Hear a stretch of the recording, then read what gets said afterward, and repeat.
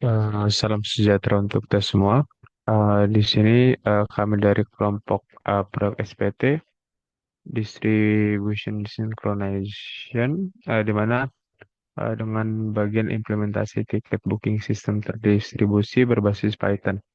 Nah, di sini uh, sudah dibuatkan repository kita juga, di mana di sini ada bagian konkurensi, Lamport Clock, dan idempotensial. Nah, di sini kami akan menjelaskan mengenai proyek ini. Nah, sebetulnya apa sih proyek yang kami buat dan proyek apa sebenarnya synchronization ini? Di mana sistem ini adalah simulasi terdistribut tiket booking yang menangani tantangan utama dalam sistem terdistribusi.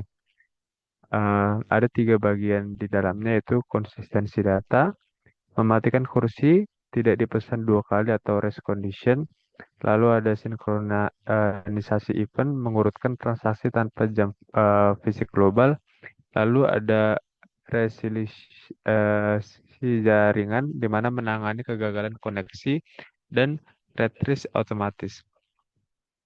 Nah, di sini ada juga teknologi dan tools yang kami gunakan untuk mengerjakan proyek SPT ini, yaitu ada Python 3, di mana bahasa utama yang kami gunakan dan yang kami implementasikan sebagai logika server, klien, dan algoritma sinkronisasinya.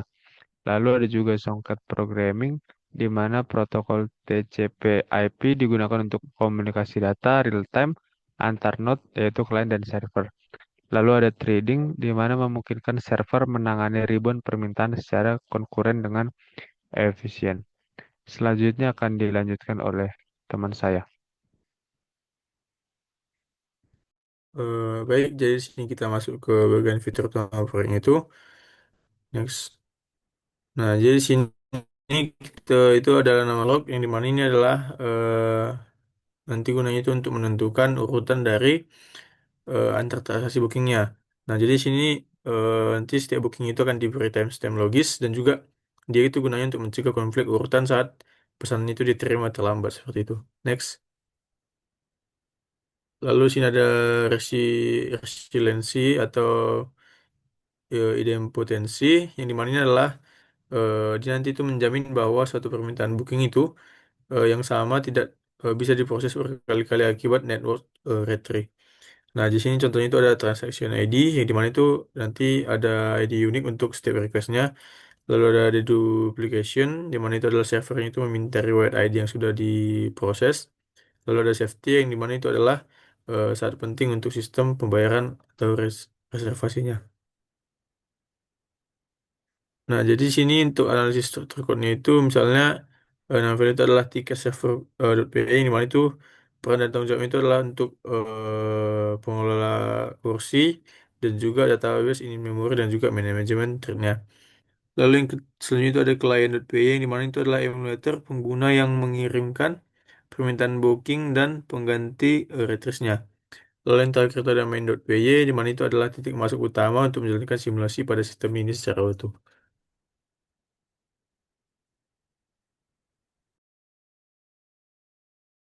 Untuk selanjutnya akan dijelaskan oleh teman saya.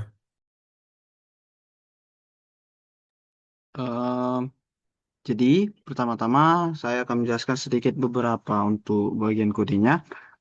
Jika kita lihat di main PY, terdapat yang namanya Asynchronous Defense Run Simulator.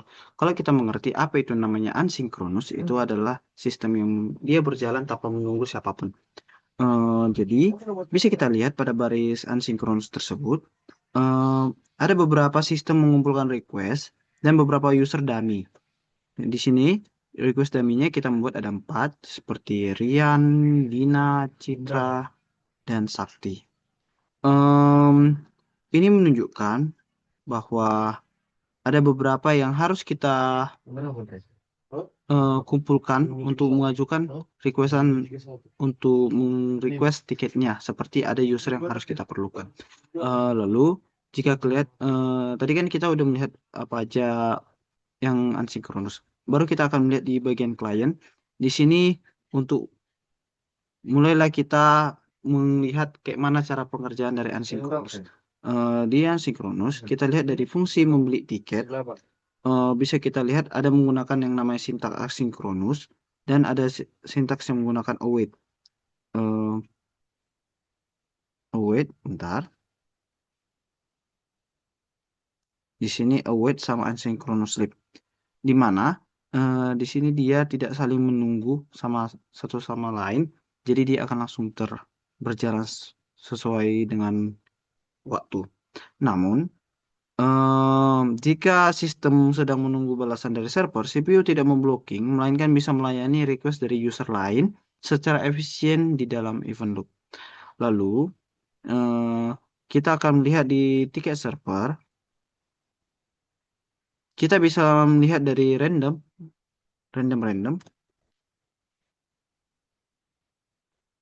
Sebentar.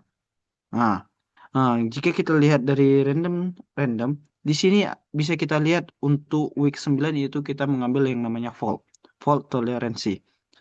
Di sini fault tolerancy ini di random dalam kurung ini mensimulasikan transient fault di mana ada peluang 50% koneksi terputus saat klien meminta tiket. Alih-alih programnya crash, sistem akan melakukan save retrieve secara otomatis dari sisi klien. Lalu ada namanya kalau kita cari di sini ada yang namanya self DB. Ini untuk kita mengenal yang namanya replication pada week 9, di mana ketersediaan data mengimplementasikan replikasi data setiap kali tiket berhasil dibeli, datanya tidak hanya disimpan di DB primary, tetapi juga disalin di backup. Jika server utama mati, data kepemilikan tiket tetap aman. Lalu kita masuk kepada sinkronus, di mana masih tetap di tiket server, namun di sini kita akan melihat yang namanya mutex, self mutex, di mana self mutex ini, jika kita tahu menggunakan mutex log agar saat satu tiket sedang diproses untuk satu user lain harus menunggu gilirannya. Ini namanya mutual exclusion. Lalu kita akan membuka yang namanya lampor clock seperti tadi yang dijelaskan kawan saya. Nah, lampor clock ini gunanya adalah mencatat log activity server supaya tidak menggunakan di sini tidak menggunakan waktu fisik, melainkan lampor clock lampor logical clock, di mana tadi rumusnya kan sudah dibilang eh, server dikurang satu. Tadi sudah ada dijelaskan di bagian PPT. Eh, Lalu ada lagi yang terakhir untuk di bagian sinkronus ada yang namanya tadi iden idenpo ini generate idempotency key, di mana ini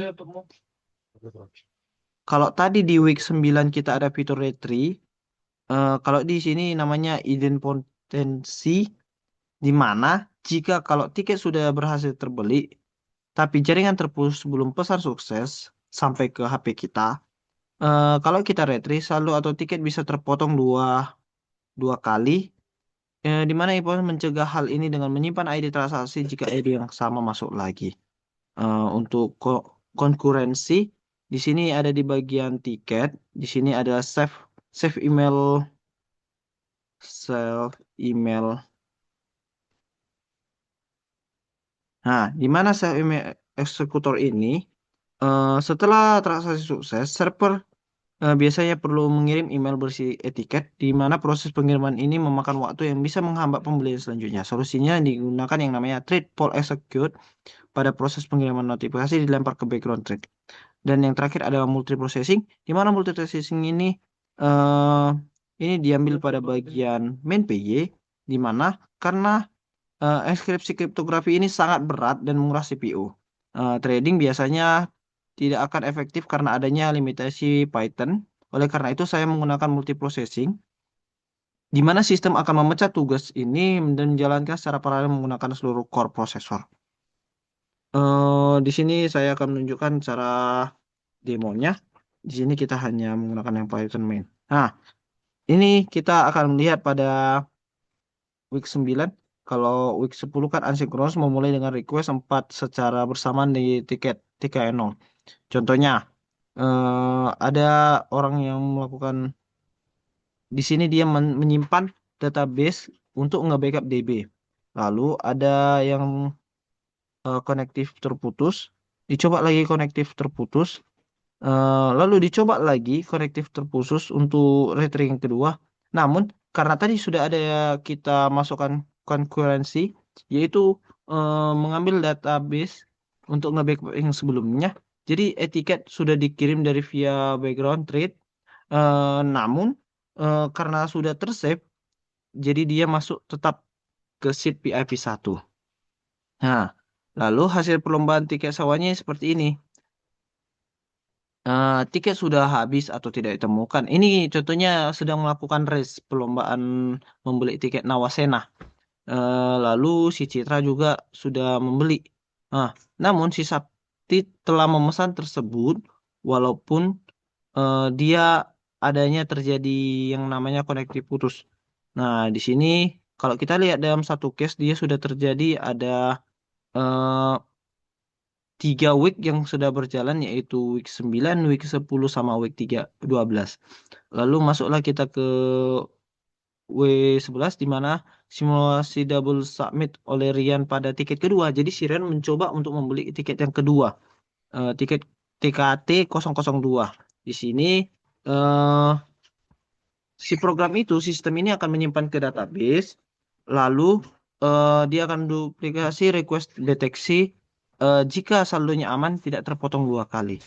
Oke, lalu kita akan lihat hasil submitannya di mana berhasil memesan tiket P2, dan duplikasi request terdeteksi atau save rate email aktif. Di sini baru kita masuk, dia akan mengirim email recurrency lagi. Lalu untuk yang terakhir multiprocessing di saat itu memulai komputasi yang sangat berat. Di sini si komputer akan mengirim yang namanya kode QR. Di sini ada beberapa sheet. Nah, kode QR-nya itu akan dikirim secara multiprocessing. Di sini dia akan menggunakan CPU untuk memakan waktu 0,2721 detik. eh Akan kembali ke PPT.